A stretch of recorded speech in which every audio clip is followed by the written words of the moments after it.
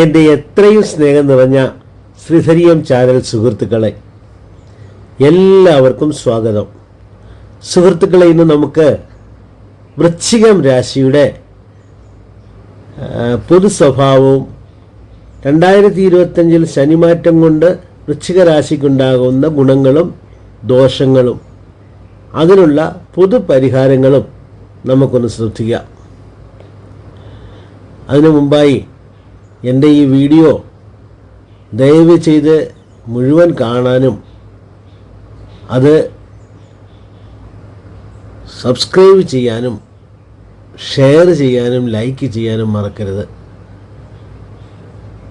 സുഹൃത്തുക്കളെ, വൃശ്ചിക രാശി എന്ന് പറയുന്നത് കാലപുരുഷ ഭാവത്തിൻ്റെ 8ാം ഭാവമാണ്. ഈ അഷ്ടമഭാവത്തിലുള്ളതുകൊണ്ട് എന്താ സംഭവിക്കുന്നതെന്ന് വെച്ച് കഴിഞ്ഞാൽ, നമ്മൾ നമ്മുടെ ആചാര്യന്മാരുടെ മതപ്രകാരമാണ് ഞാനിത് പറയുന്നത്. ഒരു ആത്മാവ് ഭൂമിയിൽ വൃശ്ചിക രാശിയിൽ പിറക്കുന്നതിന് കാരണം എന്താണെന്ന് വെച്ചാൽ, അവർ കഴിഞ്ഞ ജന്മങ്ങളിൽ ചെയ്ത ദോഷവശങ്ങളുടെ ഒരു പൊതുവായിട്ടുള്ള ബുദ്ധിമുട്ടുകൾ അനുഭവിക്കാനും അതിൽ നിന്ന് മോചനം ചെയ്ത് വീണ്ടും ഒരു മൂലം എന്ന് പറയുമ്പോൾ അടുത്ത സെറ്റായി അല്ലേ, അടുത്ത സെറ്റ് ഓഫ്, അതായത് മൂലം എന്ന് പറയുന്നത് തന്നെ ഒന്ന് ആലോചിച്ച് നോക്കുക. ഒരു കാര്യത്തിൻ്റെ മൂലം എന്ന് പറയുന്നത് അതിൻ്റെ തുടക്കമാണ്. അപ്പോൾ അടുത്ത തുടക്കത്തിൻ്റെ മുൻഭാഗം, അതായത് ധനുരാശിയുടെ ആദ്യത്തെ നക്ഷത്രം മൂലമാണ്. അപ്പോൾ അതിലേക്കുള്ള ഒരു തുടക്കം, അടുത്ത ഒരു സർക്കിളിൻ്റെ തുടക്കമാണ്. അപ്പോൾ നമ്മുടെ ജീവിതത്തിനുള്ള ഒരു മറുപിറവിയിലേക്ക് പോകുന്നതിന് മുമ്പ് നമുക്ക് സംഭവിക്കുന്ന ഒരു ഭാവമാണ് വൃശ്ചിക രാശി എന്ന് പറയാം. അതുകൊണ്ട് തന്നെ വൃശ്ചിക രാശിക്കാർക്ക് വളരെ വളരെ കാര്യങ്ങൾ, കുറച്ച് ബുദ്ധിമുട്ടുകൾ, കുറച്ച് എന്താ പറയുന്നത്, ജീവിതത്തിലെ അനുഭവങ്ങൾ വളരെ കൂടുതലായിരിക്കും. അതിനനുസരിച്ച് തന്നെ ഈ രാശി വന്നിട്ട് ഒരു കിണറിൻ്റെ രാശി എന്ന് തന്നെ പറയാം, ഒരു ആഴക്കിണറാണെന്ന് തന്നെ പറയാം. നമ്മൾ എത്ര തോണ്ടിയാലും വീണ്ടും വീണ്ടും വീണ്ടും വരുന്ന കാര്യങ്ങൾ വരുന്ന ഒരു മനസ്സിൻ്റെ ഉടമ ഒരു വൃശ്ചിക രാശിക്കാരൻ എന്ന് പറയാം. അതേപോലെ തന്നെ എല്ലാവരും ഉപയോഗിക്കപ്പെട്ട് അതിനുശേഷം കരിവേപ്പില പോലെ വെളിയിലെടുത്ത് തള്ളാൻ പറ്റിയ ഒരു രാശിയാണ് വൃശ്ചിക രാശി. ഇതൊക്കെ അനുഭവിക്കുന്നതിന് കാരണം അവരവരുടെ ജന്മത്തിലുള്ള, അതായത് കഴിഞ്ഞ ജന്മങ്ങളിൽ ചെയ്ത ദോഷകാരങ്ങളുടെ ഒരു തുക അത് റിമൂവ് ചെയ്യാനായിട്ട് നമ്മളിവിടെ വരുന്നു. ശനി ഭഗവാൻ പ്രത്യേകിച്ച് അതായത് വൃശ്ചിക രാശിക്കാരെ അത്ര ഈസിയായിട്ട് വിടില്ല. കാരണം നമ്മുടെ ദോഷങ്ങൾ മാറ്റുക എന്നുള്ളതാണ് അദ്ദേഹത്തിൻ്റെ ആവശ്യം. അതിനനുസരിച്ച് അത് നമ്മളെ പ്രവർത്തിപ്പിക്കും. അത് നിങ്ങൾക്ക് മനസ്സിലാകും. പ്രത്യേകിച്ച് തൃക്കേട്ട നക്ഷത്രക്കാർ, അനീഴ നക്ഷത്രക്കാർ, ഇവരൊക്കെ വളരെ ജീവിതത്തിൽ പല അനുഭവങ്ങളുടെ ഒരു സാക്ഷിയായിട്ട് തന്നെ പറയാം. അപ്പോൾ സുഹൃത്തുക്കളെ, വൃശ്ചിക രാശി പൊതുവേ വന്നിട്ട് എത്ര അടി കൊണ്ടാലും താങ്ങാൻ റെഡിയായിട്ടിരിക്കും. എന്നാൽ അവർ അതിനെ അഡ്ജസ്റ്റ് ചെയ്യാൻ തയ്യാറാണ്. പക്ഷെ ഒരു കാര്യം മനസ്സിലാക്കിക്കൊള്ളുക, വൃശ്ചിക രാശിക്ക് ഒരു പകയുണ്ട്, അത് മനസ്സിൽ സൂക്ഷിക്കും. ഈ ആനപ്പക എന്നൊക്കെ പറയുന്ന പോലെ ഒരു പക മനസ്സിൽ സൂക്ഷിക്കും. പിന്നെ അതിൻ്റെ ചിഹ്നമാണല്ലോ നമുക്കറിയാം തേള്. അപ്പോൾ ആ തേളിൻ്റെ സ്വഭാവം അത് കാണിക്കും. എന്ന് പറഞ്ഞു കഴിഞ്ഞാൽ തേളിൻ്റെ സ്വഭാവം എന്തുവാണ്? തേള് വന്നിട്ട് ആക്രമിക്കുന്നത്, അത് മനസ്സിലൊരു കാര്യം അതായത് ആക്രമിക്കണമെന്ന് വിചാരിച്ചു കഴിഞ്ഞാൽ രഹസ്യാത്മകമായി തന്നെ ആക്രമിക്കുക, അത് പ്ലാൻ ചെയ്ത് തന്നെ ആക്രമിക്കുക. അത് കല്ലുകളുടെ ഇടയിലൂടെ ഒളിഞ്ഞിരുത്തി ഒന്ന് ചെയ്യുന്നു. അതുപോലെ തന്നെ സ്വന്തം കുഞ്ഞുങ്ങൾക്ക് വേണ്ടിയിട്ട് സ്വയം അർപ്പിക്കുന്നതും തേള് തന്നെയാണ്. പിന്നെ ഏറ്റവും വലിയ ഒരു വിചിത്രമായ എന്താണെന്നറിയാമോ, അതിനെ തന്നെ അതിൻ്റെ മുള്ളുകൊണ്ട് കടിക്കുന്നതെന്നാണ് പറയുന്നത്. ശരിക്കും നോക്കിയാൽ ഒരു തേളിൻ്റെ മുള്ള ഇങ്ങനെ വളഞ്ഞു പിടിച്ച് അദ്ദേഹത്തെ കുത്തുന്ന മാതിരിയൊക്കെ കാണിക്കുന്നതാണ്. എന്താ കാരണം? അവരവർ തന്നെയാണ്, വൃശ്ചിക രാശിക്കാർ തന്നെയാണ് അവരുടെ മെയിൻ ശത്രുക്കൾ. അവരുടെ മനസ്സാണ്. വൃശ്ചിക രാശിയിലെ ചന്ദ്രൻ്റെ നീചാവസ്ഥയാണ് ഇതിന് കാരണം. മനസ്സിലായില്ലേ? അപ്പോൾ വൃശ്ചിക രാശിയെ നമുക്കൊന്ന് ഡെവലപ്പ് ചെയ്യണമെങ്കിൽ ആദ്യം കൈവയ്ക്കേണ്ടത് ചന്ദ്രനെയാണ്.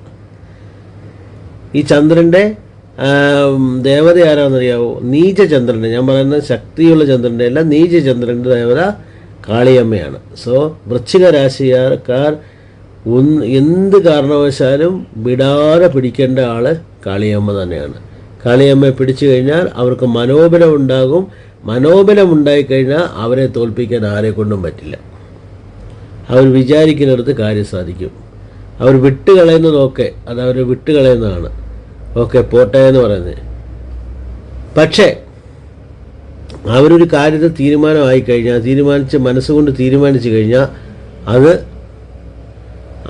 അടഞ്ഞേ തീരുള്ളൂ. അങ്ങനെയാണ് അതിൻ്റെ സ്വഭാവം. അതാണ്.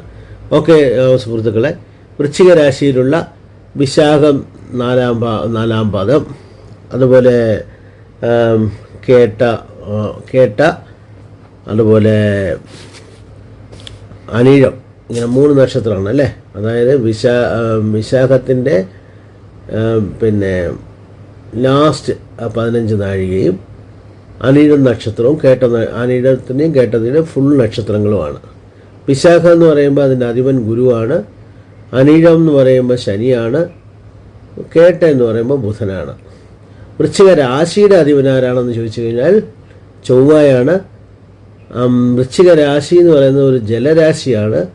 അപ്പോൾ നമ്മളെല്ലാം ഒന്ന് കൺസിഡർ ചെയ്ത് ഒരു ജലരാശിയാണ്. അതിൻ്റെ അധിപൻ ചൊവ്വയാണ്. നമ്മുടെ ഓരോരുത്തർ ഇപ്പോൾ ഉദാഹരണമായിട്ട് ഒരു വൃശ്ചിക രാശിയിലുള്ളൊരു വിശാഖ നക്ഷത്രക്കാരനാണെങ്കിൽ ഗുരുവായിരിക്കും. അനിഴം നക്ഷത്രക്കാരനാണെങ്കിൽ അത് ശനിയായിരിക്കും. അതുപോലെ കേട്ട നക്ഷത്രക്കാരനാണെങ്കിൽ അതൊരു ബുധനായിരിക്കും.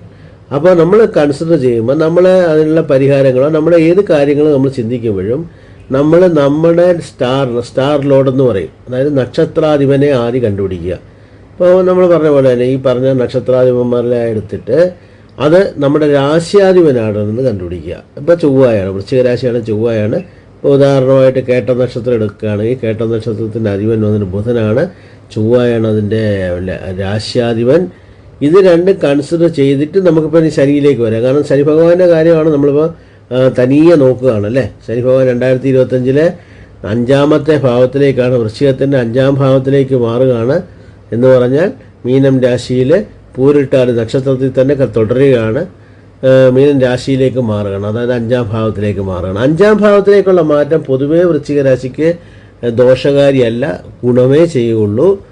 എന്നാലും പൂരിട്ടാതി നക്ഷത്രത്തിൽ എങ്ങനെയാണെന്ന് നോക്കണം. പൂരിട്ടാതി നക്ഷത്രവും ഈ വിശാഖത്തിനും അനിഴത്തിനും കേട്ടയ്ക്കും എങ്ങനെയാണത് നമുക്ക് അനുഭവം ഉണ്ടാക്കുന്നത് നോക്കിയാൽ, വിശാഖത്തിൻ്റെ 10ാമത്തെ നക്ഷത്രമാണ് പൂരിട്ടാതി എന്ന് പറഞ്ഞാൽ ജന്മനക്ഷത്രമാണ്. ജന്മനക്ഷത്രമാകുമ്പോൾ മാനസികമായി വളരെ വളരെ ടെൻഷനുകൾ നമുക്ക് സംഭവിക്കും. 5ാം ഭാവത്തിലായതുകൊണ്ട് 4ാം ഭാവത്തിൻ്റെ അർദ്ധാഷ്ടമ ശനിയേക്കാൾ കുറവായിരിക്കും എന്നുള്ളതിന് സംശയമൊന്നുമില്ല. പക്ഷേ തീർച്ചയായിട്ടും വിഷമങ്ങൾ, ടെൻഷൻ എപ്പോഴും മനസ്സിനകത്ത് ഉണ്ടായിക്കൊണ്ടിരിക്കും.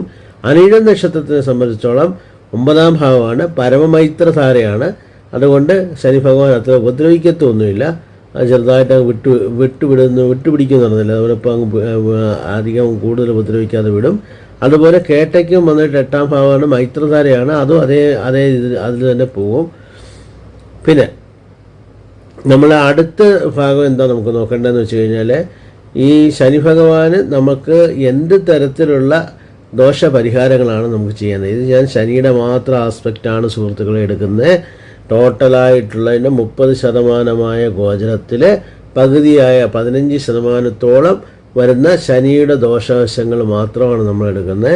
മറ്റേ പിന്നെ ജന്മ അതായത് നമ്മുടെ ദശാബുദ്ധി നോക്കണം, നമ്മുടെ ജന്മാരൂഢത്തിലെ ശനിയെ നോക്കണം. ഇതിനെയെല്ലാം കമ്പയർ ചെയ്ത് വേണം നമുക്കിതിനെ കാൽക്കുലേറ്റ് ചെയ്യാൻ.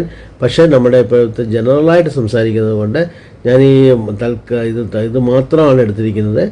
അപ്പോൾ 2025 പൂരിട്ടാതി നക്ഷത്രത്തിൽ നിൽക്കുന്ന ശനി ഭഗവാൻ എന്താ ചെയ്യുന്നതെന്ന് വെച്ച് കഴിഞ്ഞാൽ, ആദ്യം ഒരു മെയ് മാസം വരെ അത് ഇപ്പം മുന്നോട്ട് തന്നെയാണ് പോകുന്നത്.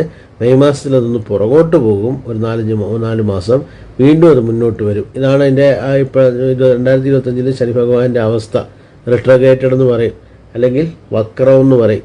ആ രീതിയിലൊക്കെ പോകുന്നുണ്ട്. അപ്പം 3 തരത്തിലുള്ള സ്വഭാവം കാണിക്കും. ഓരോ നക്ഷത്രത്തിനും 3 തരത്തിലുള്ള സ്വഭാവം കാണിക്കും. ഇപ്പോൾ ഞാനിപ്പോൾ പറയാം, വിശാഖ നക്ഷത്രം ആദ്യം എടുത്തു കഴിഞ്ഞാൽ ആദ്യത്തെ 2-3-4 മാസം മനസ്സിന് ഭയങ്കര ടെൻഷനൊക്കെ ആയിരിക്കും. പിന്നെ ഒന്ന് സമാധാനം കിട്ടും, പിന്നെയും ചെറിയ വിഷമങ്ങളുണ്ടാകും. ഇതാണ് വിശാഖ നക്ഷത്രത്തിൻ്റെ ശനി ഭഗവാനെ കൊണ്ടുള്ള ഈ വർഷത്തെ 2025 അവസ്ഥ.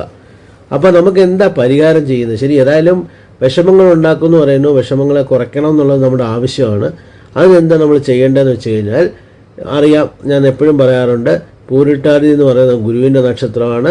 ഗുരുവിൽ നിൽക്കുന്ന ശനി, അപ്പം ഗുരുവിൻ്റെയും ശനിയുടെയും ഒരു കോമ്പിനേഷനാണത്. നമുക്ക് ഗുരുവിൻ്റെയും ശനിയുടെ ഒരു നാഡി അസ്ട്രോളജി പ്രകാരം ഒരു ഗുരുവായൂരപ്പൻ തന്നെയാണ് അതിനുള്ള ഏറ്റവും നല്ല നമുക്ക് എടുക്കാൻ പറ്റിയ ഭഗവാൻ. സോ ഗുരുവായൂരപ്പനെ എടുക്കുക. ഗുരുവായൂരപ്പൻ എന്ത് ചെയ്യണം, എന്ത് കൊടുക്കണം? ഇപ്പം നമുക്ക് വിശാഖ നക്ഷത്രമാണ്, ഗുരു തന്നെയാണ്. അപ്പോൾ നമുക്ക് നെയ്യെടുക്കാം. നെയ്യല്ലേ ഗുരുവിൻ്റെ ഒരു ഇതല്ലേ, നെയ്യെടുക്കാം.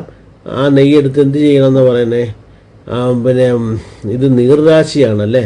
അപ്പോൾ നീർരാശിയാകുമ്പോൾ നെയ്ദീപം കൊളുത്താൻ പറ്റുന്നതിനെക്കാട്ടി വേറൊരു ഉപാധി ചെയ്യാം. നെയ്പായസം കഴിക്കാമല്ലോ ഭഗവാന്, അതിന് കുഴപ്പമൊന്നുമില്ലല്ലോ. പായസം എന്ന് പറയുന്ന ഒരു നീർ ഇതല്ലേ, ഒരു ലിക്വിഡ് ഫോം അല്ലേ. അപ്പോൾ നമുക്ക് ഭഗവാനൊരു നെയ്യ് ഒഴിച്ചുള്ളൊരു പായസത്തിന് നമുക്ക് പറയാം. ഇതൊരു നല്ല പരിഹാരമായിട്ട് എടുക്കാം. അത് ചെയ്യുമ്പോൾ സുഹൃത്തുക്കളെ വേറൊരു കാര്യം നമ്മൾ ആലോചിക്കണം, ഏത് നക്ഷത്രത്തിൽ ചെയ്യണം എന്നുള്ളത് മുഖ്യമാണ്. എപ്പോഴും ഏത് കാര്യവും ചെയ്താൽ നടക്കില്ലല്ലോ. ഓരോന്നിനും അതിൻ്റേതായിട്ടുള്ള സമയങ്ങളുണ്ട്. ആ സമയം കണ്ടുപിടിച്ച് വേണം ചെയ്യാൻ. അതായത് ഇപ്പോൾ ഗുരുവിൻ്റെ നക്ഷത്രത്തിൽ ചെയ്യാം, വ്യാഴാഴ്ച വേണമെങ്കിൽ ചെയ്യാലേ ഗുരുവിൻ്റെ നക്ഷത്രത്തിൽ പരിഹാരം ചെയ്യാം. അതേമാതിരി അനിഴ നക്ഷത്രത്തിന് ശനിയാണ് അതിൻ്റെ ദേവൻ. അപ്പം ഗുരുവായൂരപ്പന് എന്ത് ചെയ്യാം, ഗുരുവായൂരപ്പന് ശനിയുടെ ആയിട്ടുള്ള ഒരു പരിഹാരം ചെയ്യാം. ശനിയുടേതായിട്ട് പരിഹാരം എന്താ ചെയ്യാൻ പറ്റുക, നല്ലെണ്ണ വിളക്ക് കത്തിക്കുക, അങ്ങനെ ചെയ്യുക. അല്ലെങ്കിൽ നല്ലെണ്ണ അഭിഷേകത്തിന് കൊടുക്കുക, ഏറ്റവും നല്ലതാണ്. കാരണം പറ്റുമെങ്കിൽ പറ്റുമോ എന്നുള്ളത് എനിക്ക് വലിയ ഉറപ്പില്ല, എന്നാലും ചെയ്യാം. ഗുരുവായൂരപ്പന് ചെയ്യാൻ പറ്റുകയാണെങ്കിൽ ഏറ്റവും ബെസ്റ്റ്. അല്ലെങ്കിൽ നല്ലെണ്ണ സംബന്ധമായിട്ടുള്ള എന്തെങ്കിലും പരിഹാരങ്ങൾ, അതായത് എണ്ണ സംബന്ധമായിട്ടുള്ള എന്തെങ്കിലും പരിഹാരങ്ങൾ നമുക്കവിടെ ചെയ്യാം. കാരണം ശനിയാണല്ലോ അനിഴത്തിൻ്റെ പിന്നെ സ്റ്റാർ ലോഡ്. അതുപോലെ ബുധൻ്റെ ആകുമ്പോൾ, ബുധൻ എന്ന് പറയുന്ന ആരാണ്, പച്ച കളറിൻ്റെ ആളാണ് അല്ലേ. അപ്പോൾ ഗുരുവായൂരപ്പന് തുളസിമാല ഇടാം, കേട്ട നക്ഷത്രത്തിന് തുളസിമാല ഇടാം. അത് വളരെ ഹെൽപ്ഫുള്ളാക്കും. അങ്ങനെ നമുക്ക് പരിഹാരങ്ങൾ എടുക്കാം. പിന്നെ സുഹൃത്തുക്കളെ, പരിഹാരം ഇതൊന്നും അല്ല. ശരിക്കും പറഞ്ഞാൽ വീണ്ടും ഞാൻ എല്ലാ ഇതിനു വേണ്ടിയിട്ടാണ് ഞാൻ വീഡിയോസ് എടുക്കുന്നതെന്ന് ഞാൻ വിചാരിക്കുന്നത്. കാരണം അനുഭവം കൊണ്ടാണ് പറയുന്നത്. സാധാരണ പരിഹാരങ്ങളിൽ നമുക്ക് എല്ലാ കാര്യങ്ങളും നടക്കില്ല സുഹൃത്തുക്കളെ. കാരണം നമുക്ക് കാണാവുന്ന കാര്യമല്ലേ ഇതെന്താ. അപ്പോൾ പറയും നമുക്ക് പല ഇതും പറയാൻ പറ്റും, അത് സമയമായിട്ടില്ല. അതൊക്കെ ശരിയാണ്, സമയമാകുമ്പോഴേ നല്ല അതിനെ പറ്റിയുള്ള പരിഹാരം ചെയ്യാൻ പറ്റുന്നുള്ളത് സത്യം തന്നെയാണ്. അപ്പോൾ അതിനെന്താ നമ്മൾ ചെയ്യേണ്ടതെന്ന് വെച്ച് കഴിഞ്ഞാൽ, നമ്മുടെ ജാതകത്തിലെ ഗണ്ഡാന്തര ദോഷങ്ങളോ അല്ലെ കാശി ജാതകമോ ഒക്കെ, അതിലെ തിരിശൂന്യങ്ങളോ അല്ലെങ്കിൽ പിന്നെ മുടക്കോ ഇതൊക്കെ ഉണ്ടോ എന്ന് നോക്കണം. മാന്തിയുടെ പൊസിഷൻ നോക്കണം. പ്രേതദോഷം ഉണ്ടോ എന്ന് നോക്കണം. മാന്തി എവിടെയാണ് ഇരിക്കുന്നതെന്ന് നോക്കണം. ഇതെല്ലാം കൺസിഡർ ചെയ്ത് വേണം പരിഹാരം എടുക്കാൻ. ഇതെല്ലാം കൺസിഡർ ചെയ്ത് പരിഹാരം എടുക്കുന്നതായിരിക്കും നമുക്ക് കൂടുതൽ പ്രയോജനം ചെയ്യുന്നത്. അതുകൊണ്ട് എല്ലാവരും അതിനനുസരിച്ച് വേണ്ടിയത് ചെയ്യുക. പിന്നെ എൻ്റെ സുഹൃത്തുക്കളെ, നിങ്ങൾക്ക് എൻ്റെ കൺസൾട്ടേഷൻ്റെ ആവശ്യമുണ്ടെന്ന് തോന്നിയാൽ നിങ്ങൾ ഈ തംബ്നെയിലിൽ കാണുന്ന വാട്സപ്പ് നമ്പറിലേക്ക് മെസ്സേജ് അയയ്ക്കുക. ഞാൻ തിരിച്ച് വിളിച്ച് നമ്മൾക്ക് എന്താണെന്നുള്ള സൊല്യൂഷൻ കാണാൻ പറ്റും. ജാതകപരമായിട്ടുള്ള സൊല്യൂഷൻസ് നമുക്ക് കണ്ടുപിടിക്കാൻ പറ്റും. ഇതാണ് ഇന്നത്തെ വീഡിയോ. ഞാനിങ്ങനെ ചുരുക്കുകയാണ് സുഹൃത്തുക്കളെ. ദയവ് ചെയ്ത് ഈ വീഡിയോ വന്നിട്ട് ഷെയർ ചെയ്യാനും സബ്സ്ക്രൈബ് ചെയ്യാനും പ്രധാനമായും ലൈക്ക് ചെയ്യാനും മറക്കരുതേ. നമസ്കാരം.